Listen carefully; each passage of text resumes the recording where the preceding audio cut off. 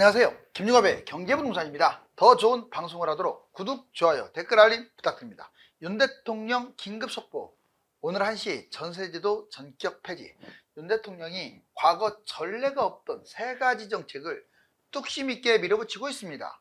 전세제도 폐지와 부동산 세금 폐지 및 축소, 의료개혁이 그것입니다. 전세제도 폐지는 이미 여러 차례 언급이 되었는데 빈부격차, 갭 투자 증가, 집값 폭등을 유발할 뿐만 아니라 전세 사기와 깡통전세, 역전세 등의 문제점을 야기합니다. 전세를 잡기 위해서 전세대출 제한하고 장기임대, 에스크로와 40년 모기지론 등이 거론되고 있습니다. 부동산 양극화가 점점 심해지고 있는데 앞으로 집값이 어떻게 될까요? 유료상담은 010-2616-6276 제가 직접 메소타민과 입지를 전해드립니다. 지금 바로 전화 주십시오. 윤 대통령 긴급 속보. 오늘 1시 전세제도 전격 폐지. 이제 이 전세제도가요, 원래는 이제 내 집 마련을 위한 이 사다리, 주거 사다리 역할을 했었거든요.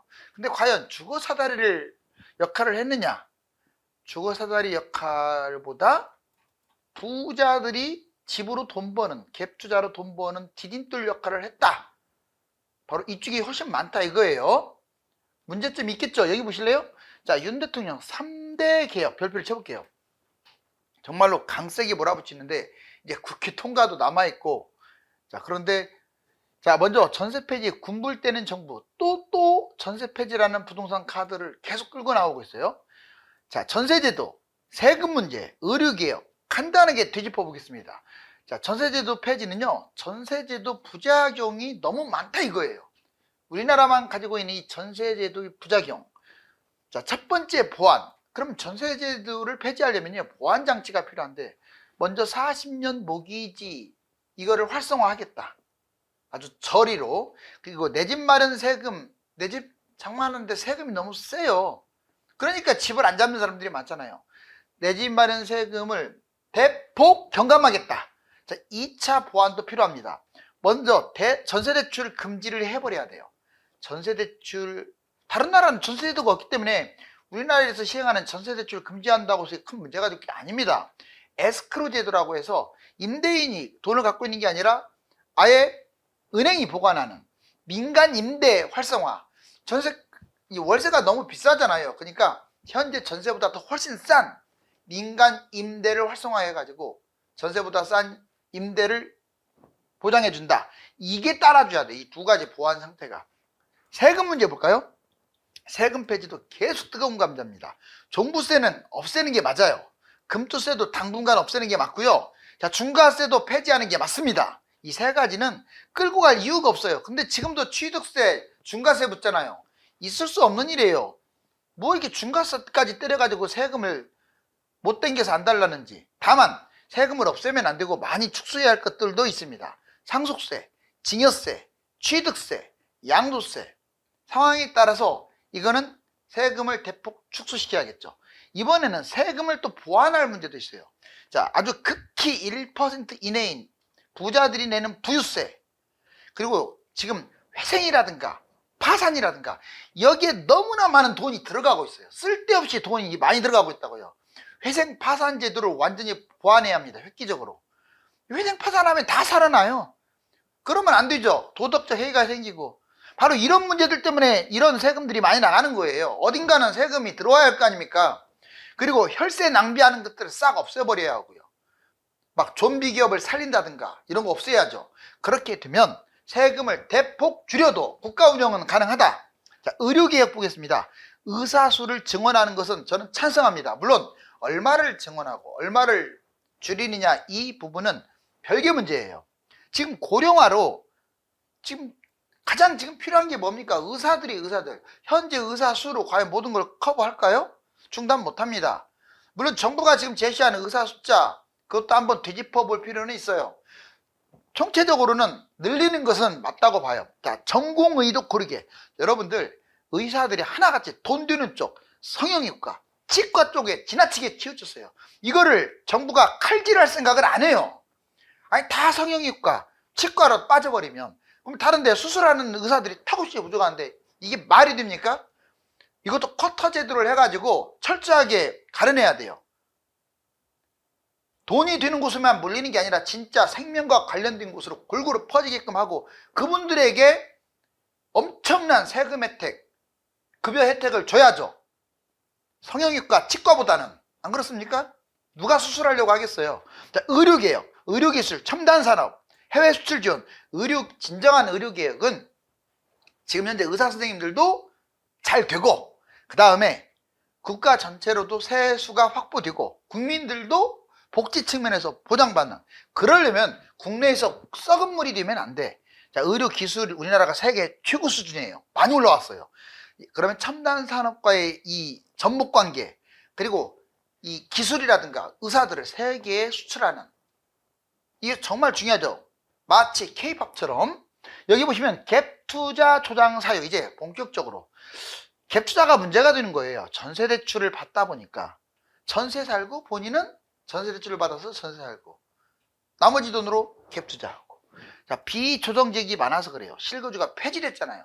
뭐 갭 투자만 해도 2년 지나면 세금이 없어. 그 다음에 임대주택 사업, 지금 물론 아파트는 폐지됐지만 여러 채를 매입해가지고 혜택받고, 일시적 2주택 3년 이내만 매도하면 얼마든지 다 비과세를 받고, 자녀 명의 소액으로 자녀 이름으로 투자해도 전혀 거리낄 게 없어요. 바로 이런 부분들이 갭투자를 주장하고 있습니다. 자, 전세제도 폐지 주장은요, 바로 대통령뿐만 아니라 이전부터 있었어요. 원희룡, 박상우 지금 계속 전세제도를 질타하고 있죠. 박상우 전세 폐지를 공론한 적이 있어요. 현재 지금 국토부 장관 부작용 감내해야 한국만의 제도 얼마든지 폐지도 가능하다. 장기적으로 장기 임대와 월세 형태로 추진을 하겠다. 이제 보완책 마련하겠다. 원희룡 갭 투자를 주장하고 사기 범죄가 판치게 된 원인은 전세제도다. 전세제도 수명 다 했다. 대체 제도를 빨리 마련해라. 전세 보증금, 자, 못 갚거나 갚을 생각도 없는 사람들이 많아요. 그래서 전세 사기를 치죠. 국토부 전세제도 없어야 주거 환경이 개선된다. 다만 전세제도에 대한 보완점을 만들어야죠. 제가 보기에는 이거 20년 이상 걸려요. 뭐 올해 내년 중으로 전세제도 폐지하겠다 있을 수도 없고요. 그러면 부작용이 많아요. 한국만의 특징 제도인 전세제도 얼마든지 폐지 가능합니다.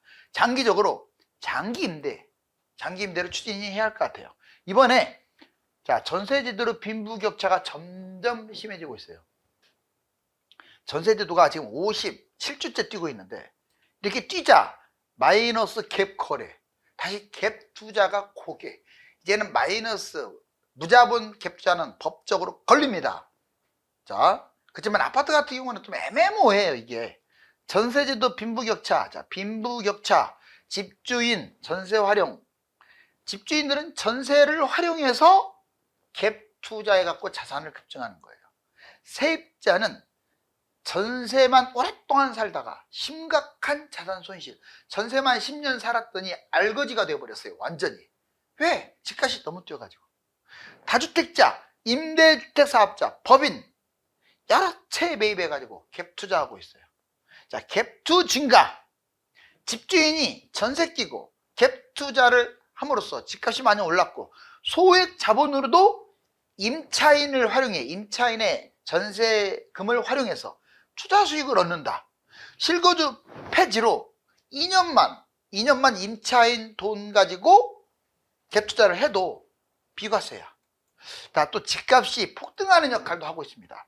상승장에 전세값이 지렛대 역할을 해요. 그래서 올라가 버리는 거예요. 문제는 또 하락장에 전세값이 지지선 역할을 해서 더 많이 떨어져야 하는데 전세가 방패막이가 되다 보니까 별로 안 떨어져요. 급락을 방지합니다. 전세가 급등 시에 소액 갭 투자, 집값 폭등, 한마디로 전세제도는 빈부격차를 심하게 하고 갭 투자를 증가시켜서 집값 폭등 역할을 하면서 집값 폭락을 방지하는 역할을 한다.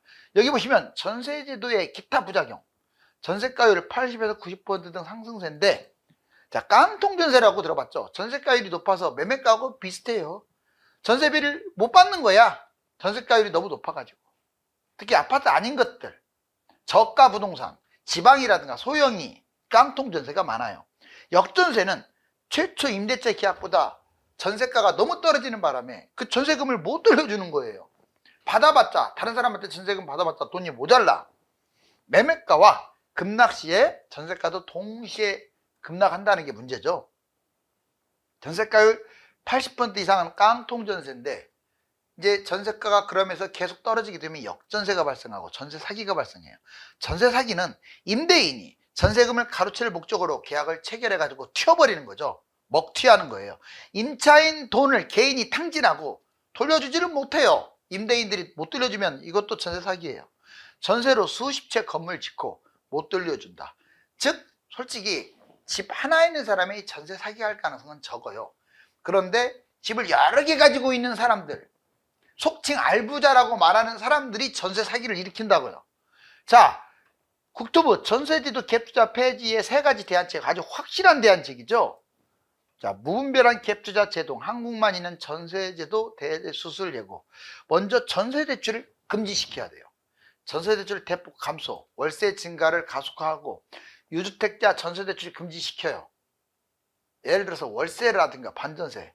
아니 어쩔 수 없어요. 무주택자들이 월세 반전세 살아도 전세대출을 안 해주는 게 집값 상승을 막는 길이에요.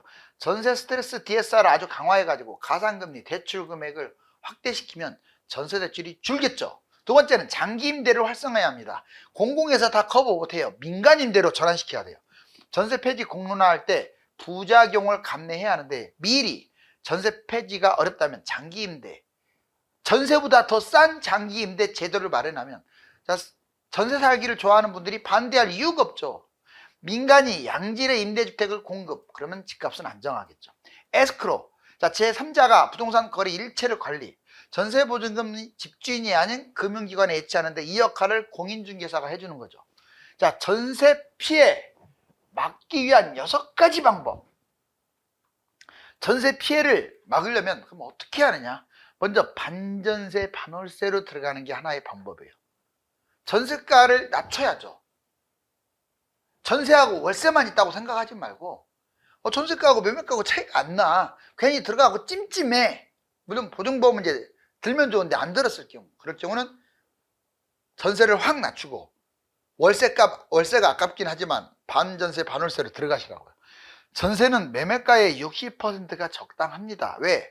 경매당할 것까지 감안해서 최근 실거래가 기준으로 다주택 법인은 좀 피하는 게 좋아요.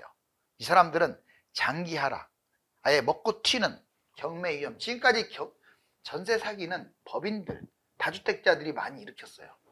자, 비아파트 신중하세요.